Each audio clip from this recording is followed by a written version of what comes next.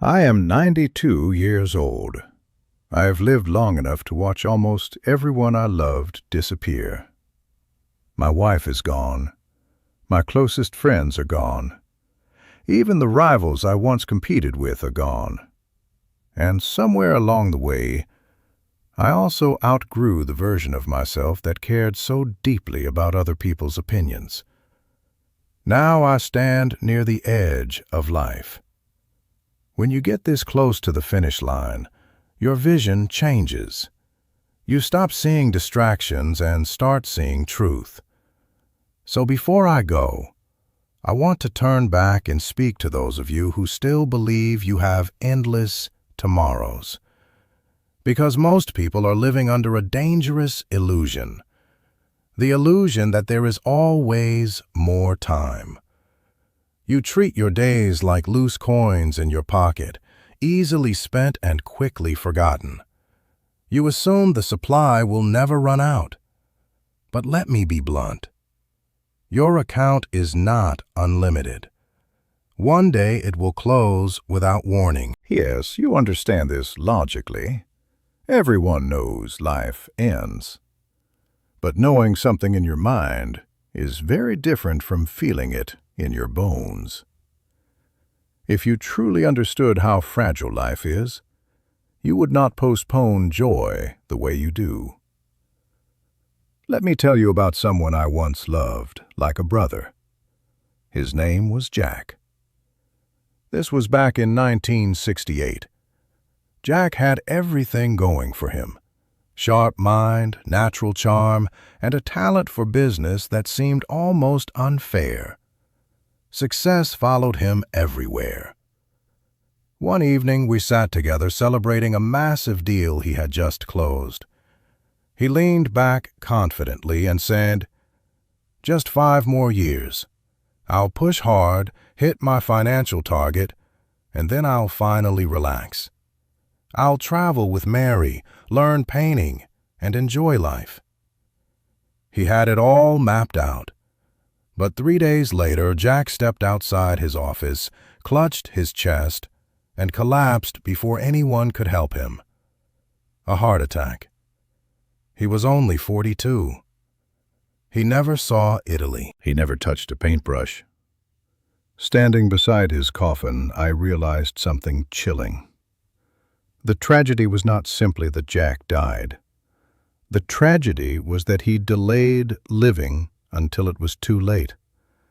He treated life like a waiting room for a future that never arrived. And here is the harsh truth. The world kept moving. Meetings continued. His company replaced him within weeks. Over time, even his name faded from conversation.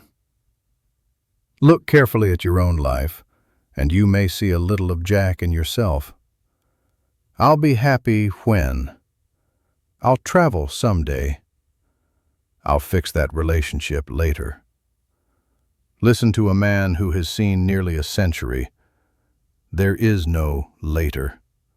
There is only now.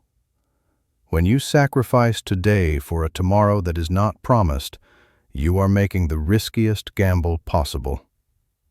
Let's talk about the things you spend your life chasing. From where I sit, your generation seems hypnotized by accumulation, always buying, upgrading, collecting. You purchase items you don't truly need, often with money you haven't earned yet, just to impress people whose approval doesn't even matter. Age simplifies things. Today I live in a small room, a bed, a chair, a photograph of my wife. Once I owned the big house, the luxury cars, closets filled with things I thought defined success. Now I see them for what they were: clutter. I have attended countless funerals, and not once have I seen possessions follow someone into the grave. Eventually, strangers will sort through everything you treasured. Most of it will be discarded without a second thought. What you call valuables will become someone else's trash. So ask yourself, why exhaust your life to gather things destined to be forgotten? Why trade evenings with your children for overtime pay that funds objects you barely enjoy? It is a bargain you will regret, but usually too late to undo. Let me tell you about one of my proudest moments. In 1979, I was named Business Person of the Year in my city. The ceremony was elegant.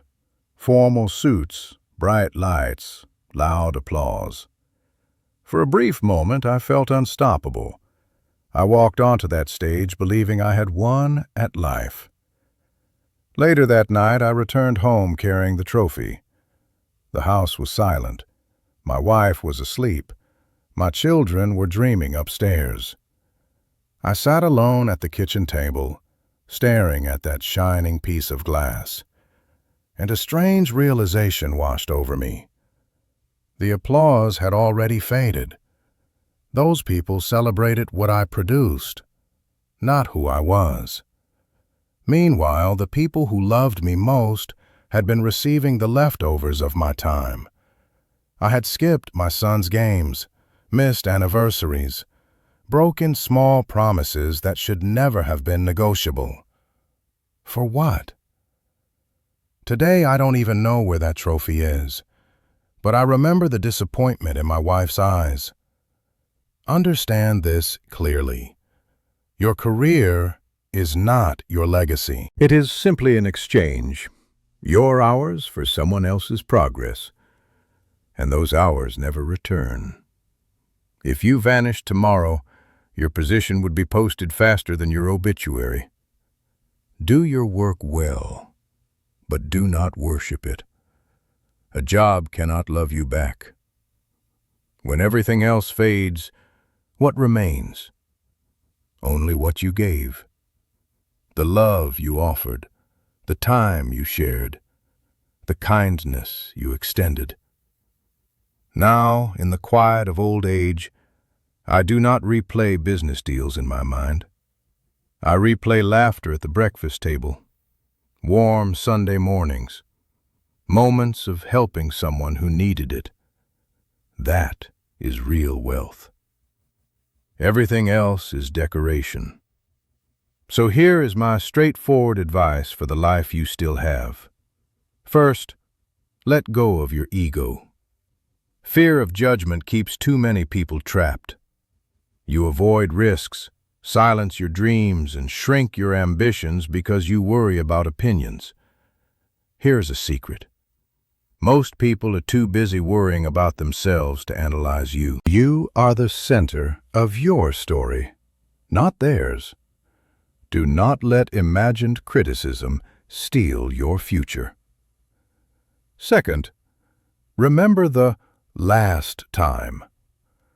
One day you will do ordinary things for the final time without realizing it.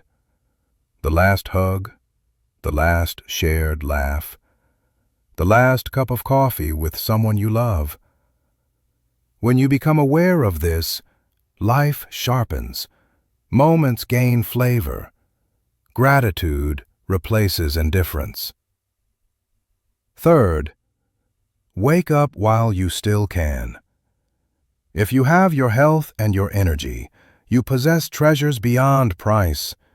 Yet many people waste them staring at screens, drifting through days half awake. Step outside. Feel the air. Look at the sky. Call the people you love. Release old grudges. They are too heavy for such a short journey. Yes, death is certain, but living fully is a choice. Too many play it safe, stay comfortable, and reach the end realizing they never truly lived.